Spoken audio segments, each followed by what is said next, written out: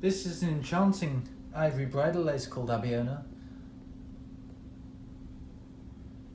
You can see it's an embroidered lace in ivory.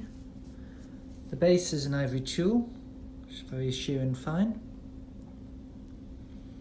The pattern itself is asymmetrical, so this side is different to the other, and you'll see the difference when I try and get both borders inlaid from this video. The embroidery itself has been embellished in a variety of different ways. So we've got these guipure style flowers, these have been embellished with a large diamante in the middle. And then we've got laser cut petals and tulle petals.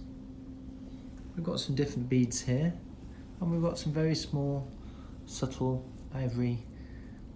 clear colour sequins that just give this design some wonderful glitter, a little bit of panaz. As promised, I'm going to just pan across the lace in total.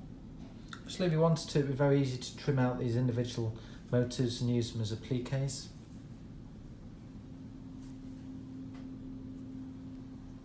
Just pan right out now. Hopefully you can see both edges of the lace.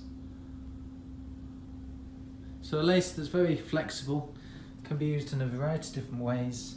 It's available from stock and without minimum quantity. We look forward to your inquiries.